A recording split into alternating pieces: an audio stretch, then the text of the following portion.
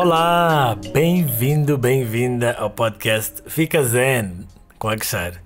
Eu sou Akshar. Tudo bem? Tudo zen? Hoje vamos falar sobre a função das emoções e dos sentimentos. Por que eles existem e o que fazer com eles. Vamos também falar sobre duas questões que afetam cada vez mais muitas pessoas: ansiedade e depressão. Junta da conversa.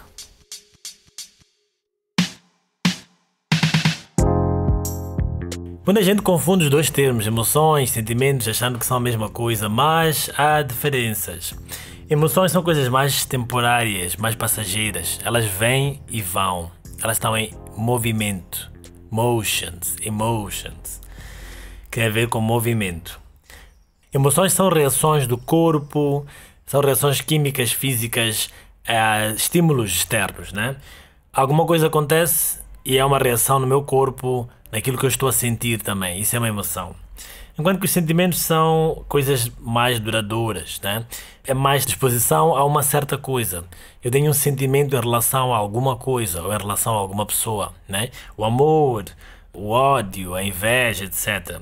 As emoções podem ser de raiva, de pânico, de alegria e por aí vai. Dá para entender mais ou menos a diferença, né? O que acontece é que estão interligadas, porque geralmente as emoções depois causam sentimentos e dos sentimentos também podem surgir emoções. Então há uma ligação bem forte. Todas as emoções que nós sentimos são importantes. Acontece que algumas emoções não são aprovadas pelos outros, né? Aprendemos desde cedo que, por exemplo, raiva é má. A raiva é algo destrutivo, faz-nos sempre criar confusão, criar intrigas, destruir, bater, ofender. Mas a raiva não é necessariamente má nem boa. As nossas emoções são em si mesmas neutras, que diz respeito à questão moral, mas elas têm uma função todas. Elas servem de bússola para nos levar ao nosso bem-estar também. Se elas vêm e são emoções que talvez nos desagradem, que talvez nos coloquem em desconforto, elas estão apenas ali para dar uma informação, um alerta, uma mensagem. É dizer: olha, tu não estás bem, tu não estás zen.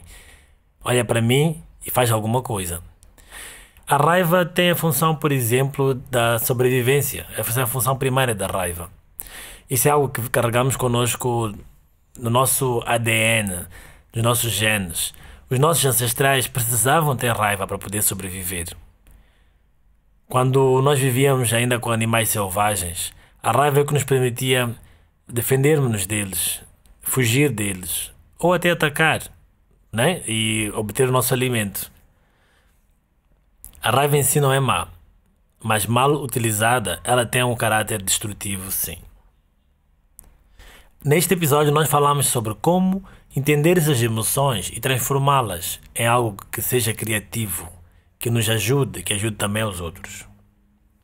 As emoções são como energia. E a energia também é neutra, mas também tem funções. A nossa energia pode ser usada para aquecer algo ou para esfriar algo também, para arrefecer algo. Não significa que ela seja boa ou má.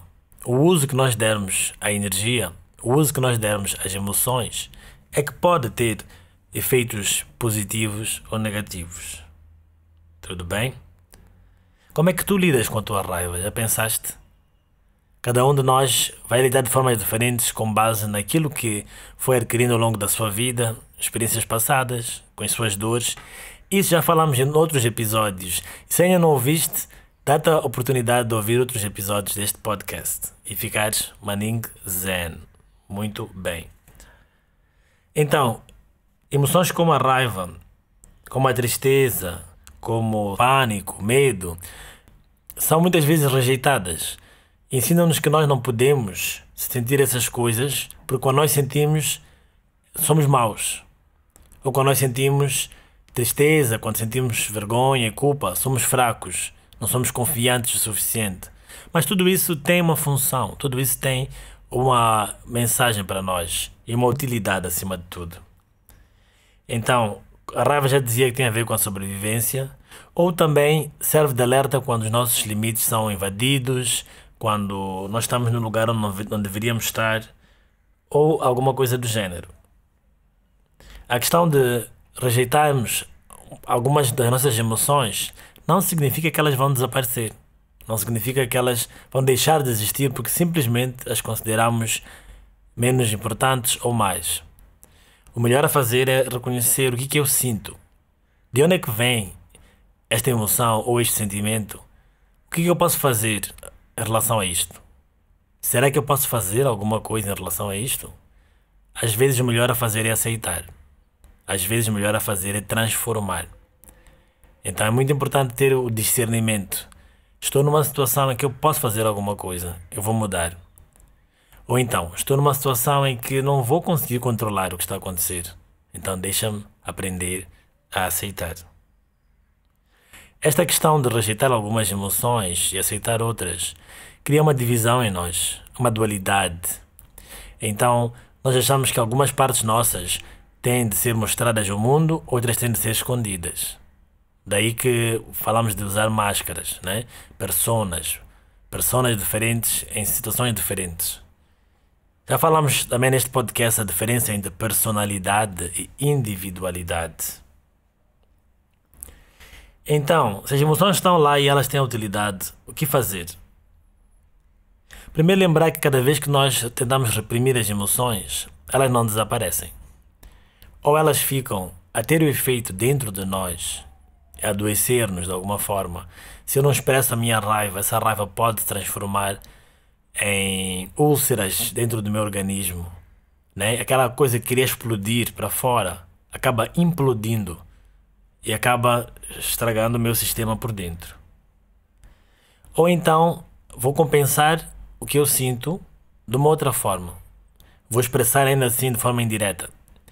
Há quem não expressa raiva em relação a alguém que considera mais forte ou hierarquicamente superior, mas acaba descarregando nos outros, nas pessoas que de alguma forma podem parecer ou mais fracas ou até mais tolerantes. Tipo, se eu fizer isto para esta pessoa vai entender ou vai saber lidar, né?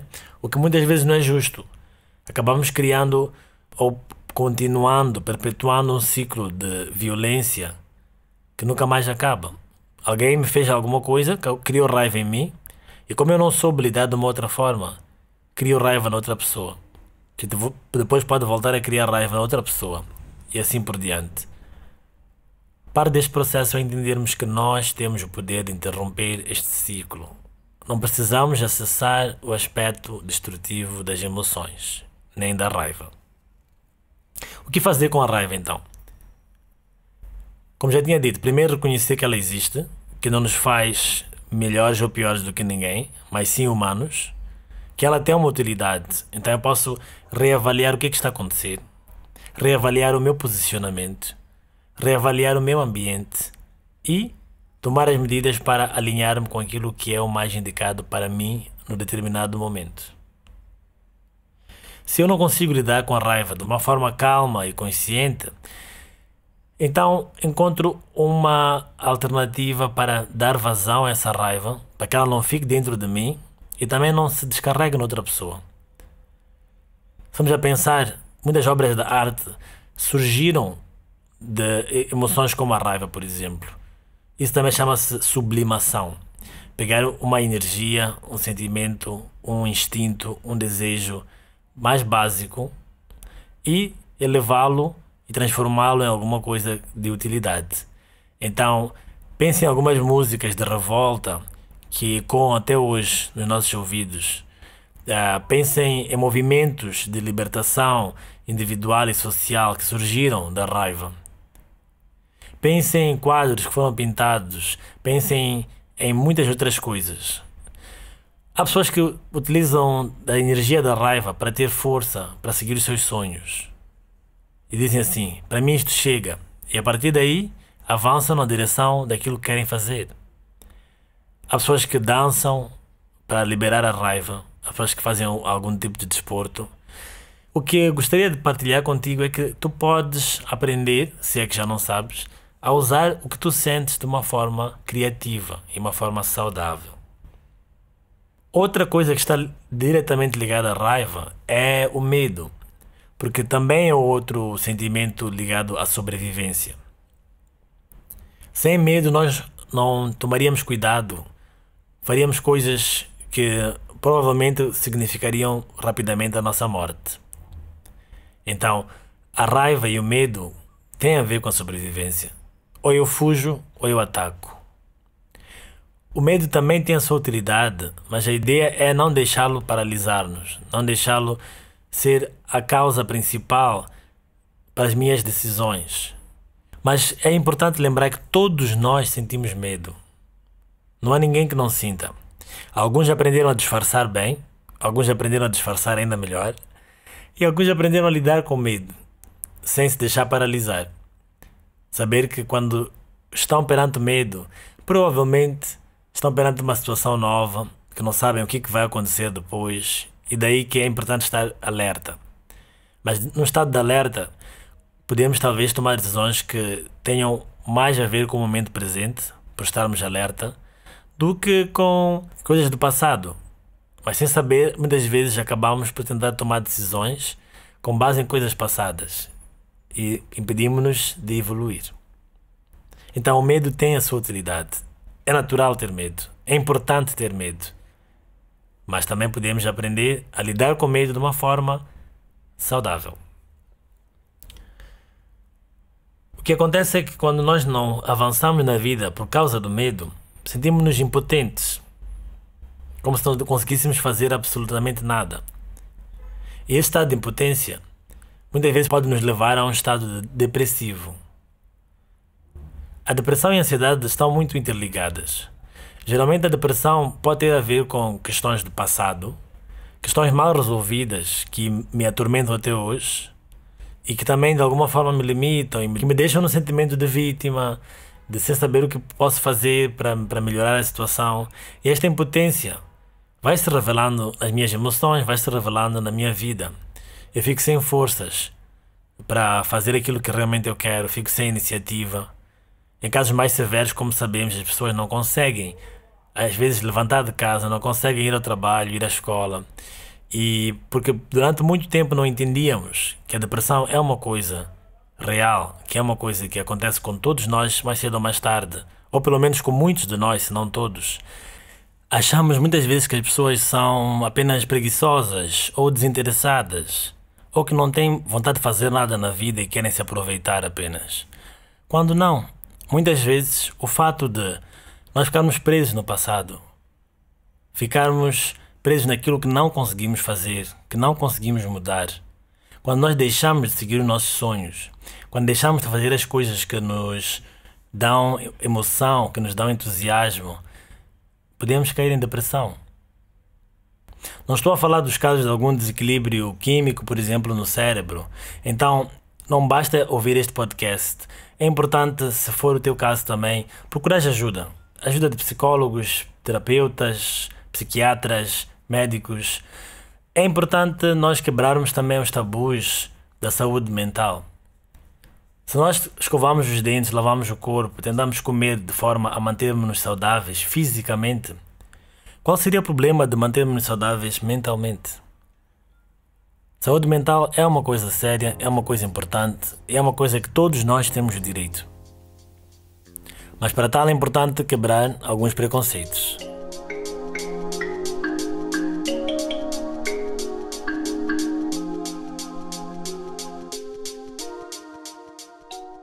A ansiedade tem mais a ver com o futuro. Estamos tão focados naquilo que pode acontecer de errado ou de certo que acabamos não ficando no momento presente. Tentamos controlar todas as situações, tentamos controlar as pessoas, tentamos controlar os resultados sempre e às vezes não nos focamos no processo e o resultado acaba não sendo aquilo que nós queríamos. O que por sua vez vem reforçar o sentimento de ansiedade. E eu penso, não deu certo porque eu não controlei o suficiente. Quanto mais eu controlar, mais chance eu terei de ter o resultado que eu quero. E muitas vezes não é assim. É importante focar-se no processo, tomar os passos necessários, dar toda a tua atenção e energia àquilo que está a acontecer ali, nesse momento. E depois o resultado, deixa que aconteça, né? Então aprender já a confiar um bocadinho mais no processo. Então, ansiedade e depressão Ambos têm a ver com não estar no presente. E este podcast tem a ver apenas com isso. Estar aqui, agora. Assim é que podes ficar bem. Assim é que podes ficar zen. O outro lado da impotência é a agressão. Nós achamos talvez que não podemos ter as coisas por bem. Quando nós tentamos, não conseguimos. Então eu vou começar a obter isso da forma mais agressiva possível. Então eu saio do papel de vítima e acabo entrando no papel do vilão, daquele que vai precisar de vítimas para funcionar.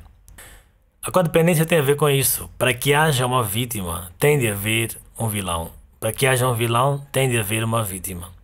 E geralmente neste processo existe uma terceira figura, que costuma ser o herói ou o salvador, que tenta apaziguar a situação. Mas todo este triângulo acaba sendo um triângulo de violência de alguma forma, né? Alguém faz mal, alguém recebe o mal e alguém tenta lidar com o mal. Então, até que ponto nós podemos criar triângulos do bem, triângulos conscientes também, não é? Em relação à questão da agressividade, voltando para a questão da raiva também, se fores a notar, a raiva e a tristeza não estão muito distantes. Muitas vezes a raiva está a esconder um outro sentimento. Aconteceu-me alguma coisa, a minha reação foi raiva. Muitas vezes eu penso, foi raiva porque realmente a pessoa fez uma coisa má. A pessoa realmente é um vilão, etc. A pessoa é tóxica, como nós chamamos agora, é um vampiro, né? Tem muitos nomes que nós damos. Mas na verdade, aquela raiva estava ali, provavelmente, a esconder alguma outra coisa. Às vezes é tristeza. A pessoa disse aquilo e eu me senti triste. Porque eu me senti desrespeitado, eu me senti injustiçado, eu me senti ofendido de alguma forma. Então podíamos também dizer que a tristeza seria uma raiva mais passiva, né? Epá, não posso fazer nada. Daí a impotência também nisso. E que em grande escala pode se tornar depressão. E a raiva, por outro lado, seria uma tristeza mais ativa, né? Eu vou mostrar a esta pessoa que eu estou indignado, eu vou mostrar a esta pessoa que eu estou ofendido e que ela não pode fazer aquilo. Mas muitas vezes nós nos deixamos dominar pelas emoções.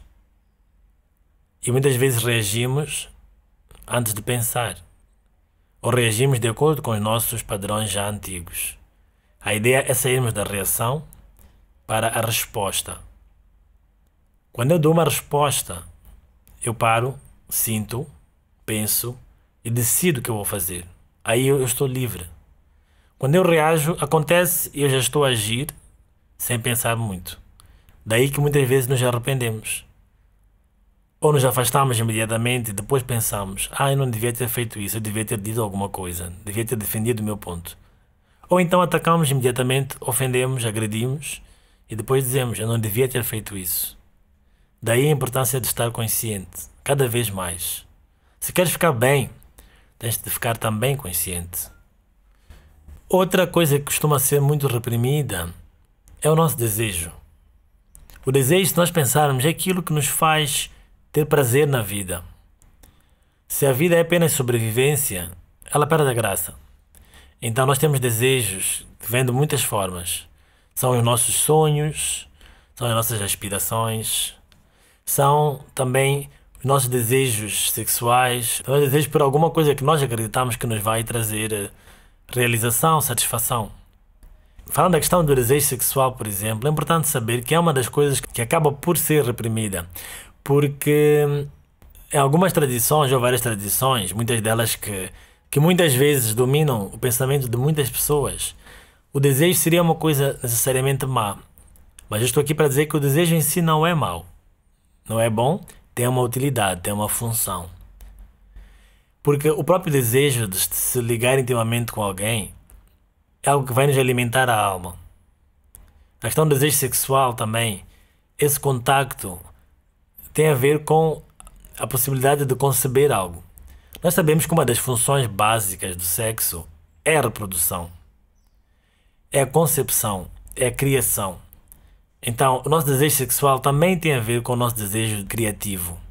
E obviamente que ele não se precisa manifestar apenas na relação sexual, por exemplo. É possível aprender a pegar esse desejo e dar-lhe outra finalidade. Mais sobre isso num tema futuro, quando falarmos sobre o poder da energia sexual.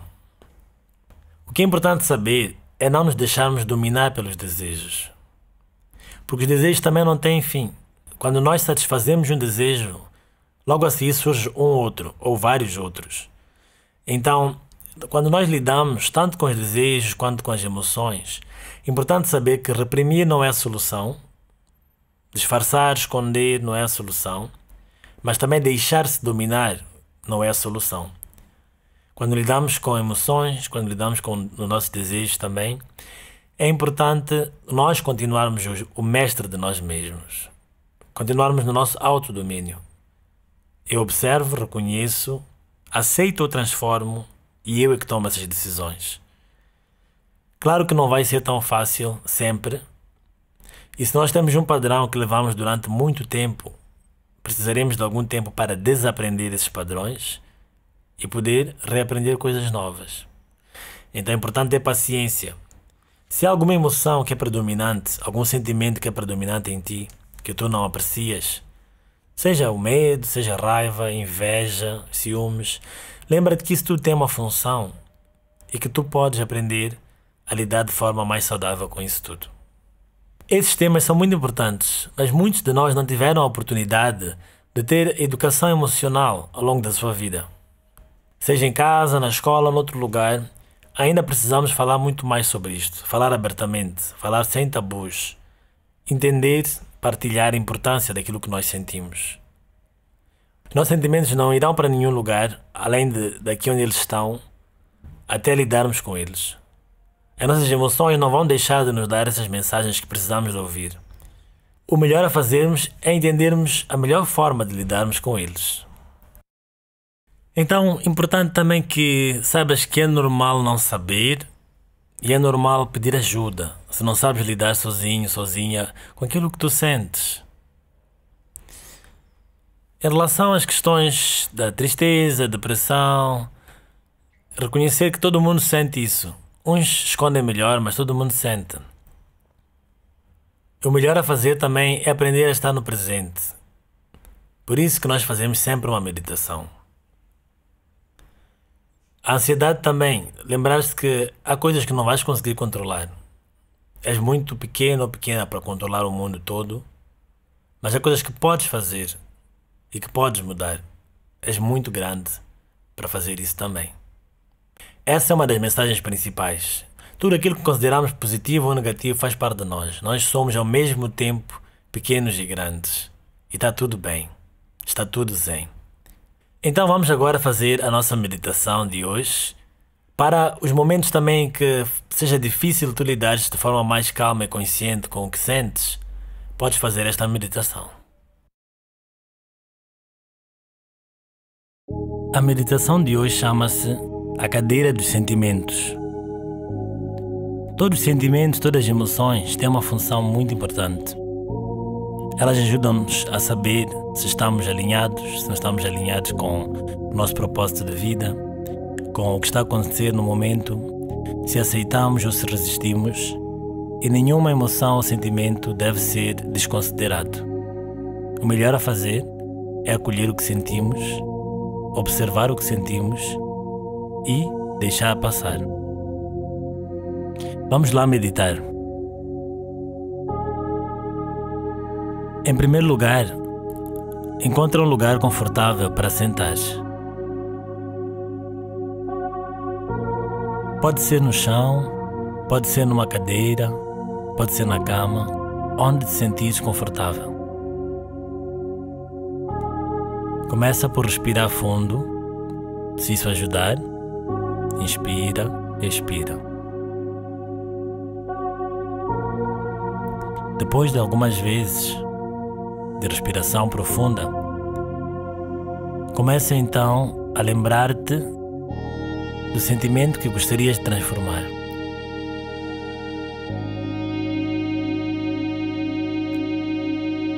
O sentimento está presente ou tens que fazer um exercício para te lembrar. Pensa na última vez que te sentiste ou irritado, frustrado, zangado, chateado, alguma coisa que te fez sair do teu centro.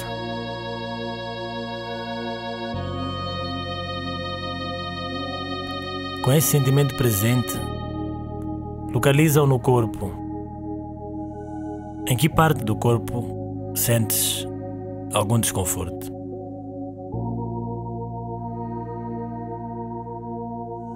De que forma vem esse desconforto?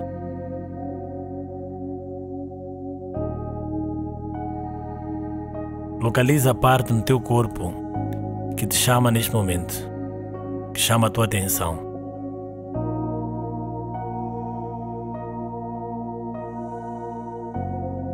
Permite que o sentimento esteja presente e observa-o como se observasses uma outra pessoa. Como se observasses o trânsito na rua.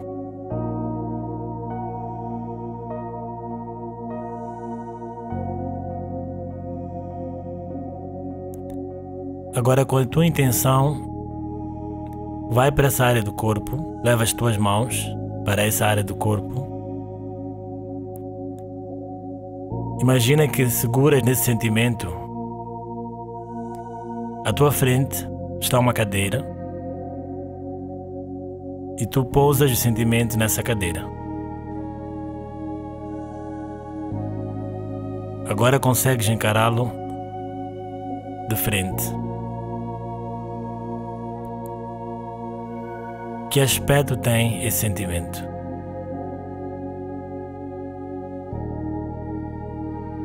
Observa-o fora de ti.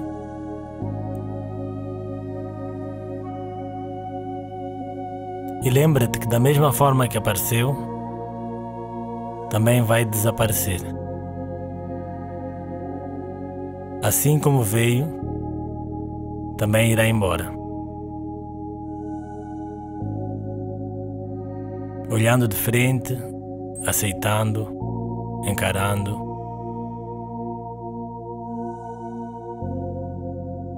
Quando estiveres pronto ou pronta,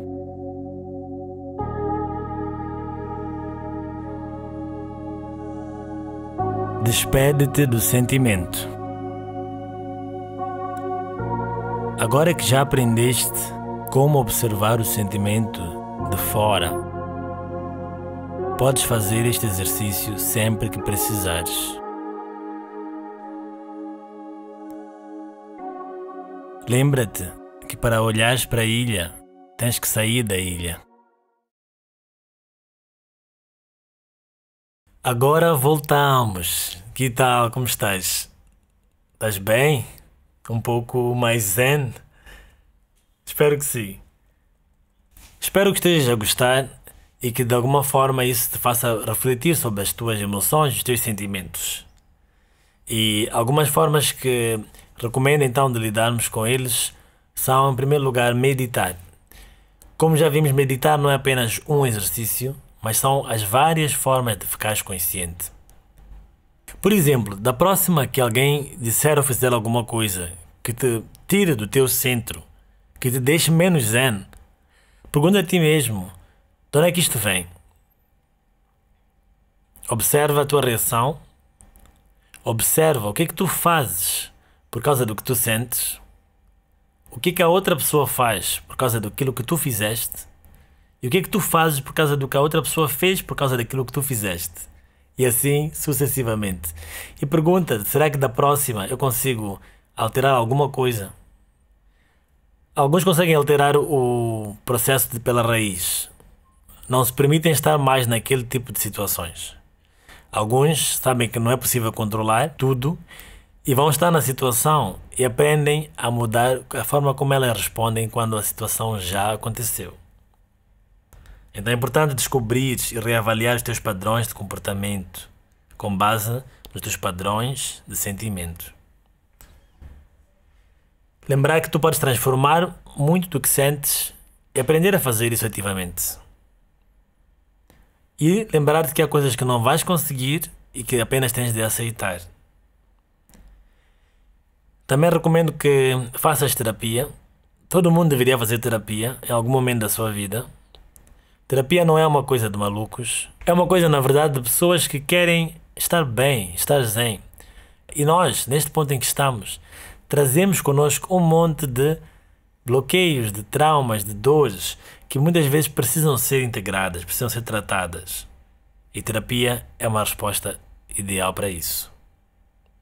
Para finalizar, gostaria de deixar contigo uma recomendação de leitura. Podes ler o livro Bem-Estar Emocional, de Osho. Além disso, recomendo o canal de YouTube The School of Life. É um canal em inglês, mas também tem vídeos com traduções em português e tem uma secção enorme dedicada às emoções e aos sentimentos. Coisas que não aprendemos na escola, então eu aprendi na escola da vida, na School of Life. Este episódio marca o final da nossa primeira temporada do podcast Fica Zen com Akshar. Espero que tenhas gostado. Manda-me sempre sugestões, comentários, perguntas para o e-mail anandakshar222@gmail.com. Se não ouviste algum dos episódios passados, dá-te a chance de fazer isso e de ficares cada vez mais zen. Gostaria de agradecer muito pela tua escuta e agradecer também a toda a equipa que trabalhou neste podcast. Ao Melvin, MLVN pela produção e edição deste podcast, Ini on the Track pelos beats, ambos com uma vibe Baning Zen. A todas as convidadas que apareceram nesta primeira temporada, ao Átila, o nosso designer, pela arte que acompanha este podcast. Espero encontrar-te de novo noutros episódios futuros. Até a próxima. Até lá, fica bem. Fica zen.